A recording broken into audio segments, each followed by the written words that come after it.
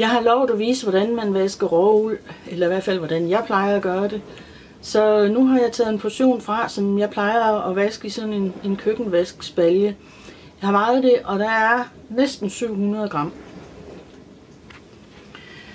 Nu har jeg fyldt baljen op med så varmt vand som overhovedet muligt fra vores vandhane, og det vil her i huset sige ca. 70 grader. Det er meget varmt. Og til den portion her, der har jeg cirka godt og vel en halv deciliter opvaskemiddel. Og det er den her, jeg bruger. Ikke fordi jeg skal specielt reklamere for det, men det er den mest koncentrerede, og den der simpelthen bare vasker bedst. Det er opvaskemiddel fra Coop.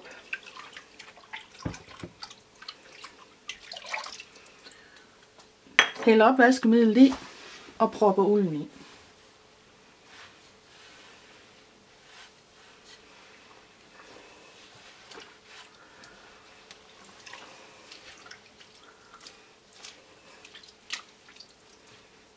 Det skal kun lige ned over overfladen, så man er sikker på, at alt er vådt. Sådan. Der skal det have lov at stå i hvert fald et kvarter, måske en halv time, og passe sig selv, og man skal ikke pille i det imens. Ikke have noget med at røre, trykke, klemme eller vende. Mens vi venter på, at ulden den står og vasker sig selv lige så stille, så kan jeg jo fortælle, hvorfor jeg kom så meget sæbe i. Det er der nok nogen, der vil synes var underligt og frås, men det er det faktisk ikke. Vaskemiddel, det består af nogle vaskeaktive stoffer, som hedder tensider. Og forestil jer de tensider som nogle små stavformede molekyler, som har den egenskab, at i den ene ende, der kan de binde sig til et vandmolekyle, og i den anden ende, der kan de binde sig til et fedtmolekyle. Som små magneter faktisk. Men da der så er ualmindeligt meget fedt i det uld, vi har her, så skal der altså også rigtig, rigtig mange små stavmagneter til for at få fat i det hele. Og man kan mærke på vandet, om det er brugt op, så at sige. I ved, hvis I kommer rigtig meget sæbe i noget vand, så føles det geléagtigt og klistret. Hvorimod når sæben ligesom er brugt op, så får det sådan en lidt tør, knirkende fornemmelse. Der skal være så meget sæbe i, at der lige er lidt overskud. Det vil sige, at det skal stadigvæk føles en lille smule sæbeagtigt og klistret herefter, når det har stået lidt efter, at det har stået og reageret med ulden. Og det er sådan per min erfaring, at det passer nogenlunde med sådan en halv deciliter til sådan her en balje fuld. Så bliver alle tensiderne brugt op, og alt fedtet bliver vasket ud. Og så skal det lige siges, at den her proces, den kan altså kun foregå i varmt vand. Så hvis I har tænkt jer kun at skylle ulden i koldt vand, så får I altså ikke nogen vask ud af det. Så skyller I støv og snavs væk, men fedtet det bliver der, og det bliver ikke rent.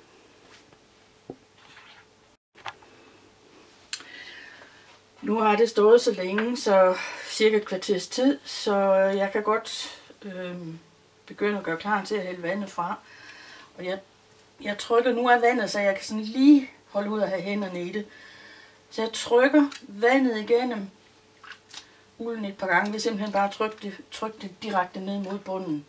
Ikke noget med at rode rundt og filtre rundt i det, det duer ikke. Man skal ikke udfordre skæbnen. Så hælder jeg simpelthen vandet fra. Normalt når jeg vasker ud, så gør jeg det om sommeren ude i haven. Og det her, det ryger direkte hen i roterne.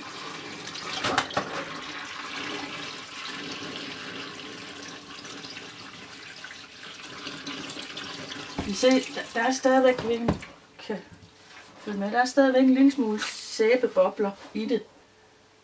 Og det skal der være. Hvis ikke der er det, så har jeg ikke brugt nok sæbe.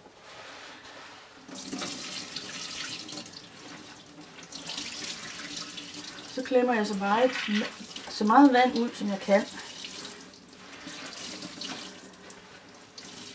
Og så skal det ud til centrifugen.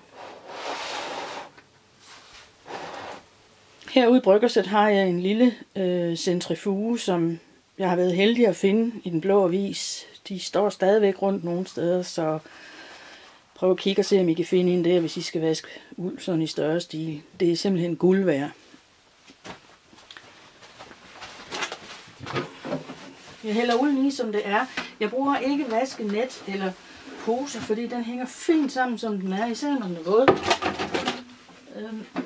Så det er der ingen grund til. Og den her centrifuge bruges stort set ikke til andet.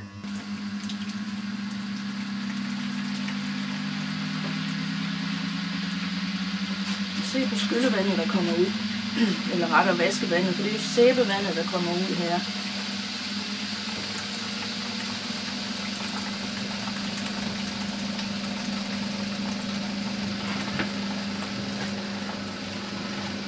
Den får lov at køre et minuts tid eller så, og så skal vi ind og skylle ulden.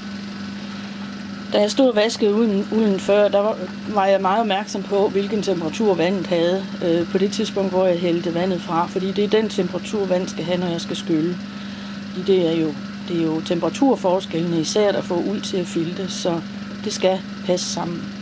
Hvis jeg nu havde haft ulden til at stå, hvis jeg var blevet afbrudt, og ulden var stået til den var stuetemperatur måske, altså det sker der ikke noget ved, men så skal vandet bare stadigvæk have den temperatur, som vandet har, når jeg hælder ulden, eller når jeg hælder det fra.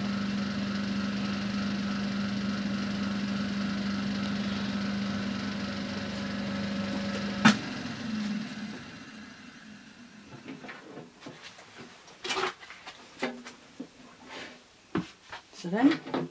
Så er det klar til en skyldning.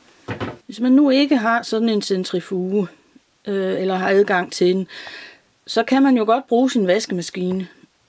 Det er vigtigt, at man får hældt så meget af det snavsede vand, trykket så meget vand ud, inden man putter det i som muligt, fordi alt det her uldfedt, det har det altså med at sætte sig i rør og afløb og filter, og det er den ikke så glad for på sigt. Men man kan gøre meget ved, at man hælder noget meget varmt vand igennem filteret, efter man er færdig, så man ligesom får skyllet efter. Eller vasker en kogevask simpelthen. Min vaskemaskine har centrifugeprogram, og der er det almindelige program, hvor maskinen den kører sådan lidt til den ene side, lidt til den anden side. Det gør den nogle gange, indtil den til sidst begynder at snurre rundt.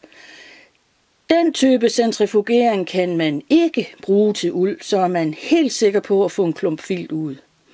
Det skal være en skånecentrifuge, eller som den hedder her, en kort centrifuge, hvor at maskinen den bare står og tænker lidt, og så begynder den at køre lige så stille rundt, men hele tiden samme vej.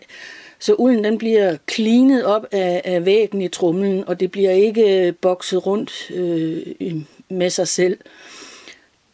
Og det virker faktisk rigtig godt. Så er vi tilbage ved vasken. Ulden er klar til at blive skyllet. I kan se, der er ikke meget vand i den nu.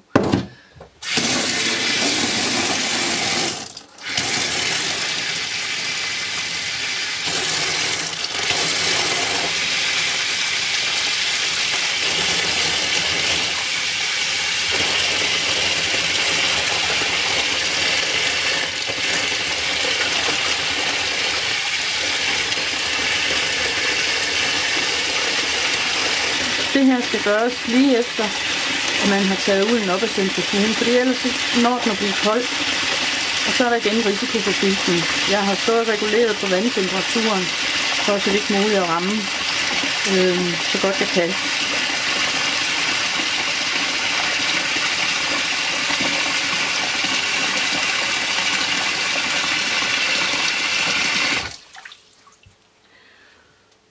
Ulden ned i.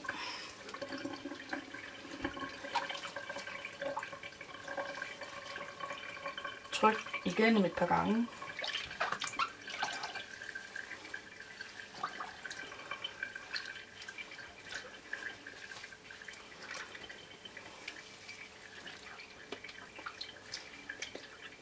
Sådan.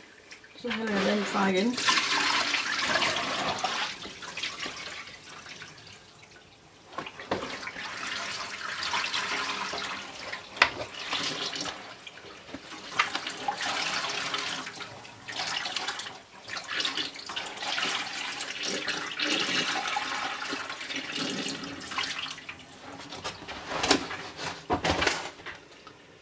Nu kommer det ud i centrifugen en sidste gang, hvor det får lov at stå i 5 minutter eller sådan noget. Og så er den faktisk klar til at lægge til tørre. Der skal ikke bruges mere vand.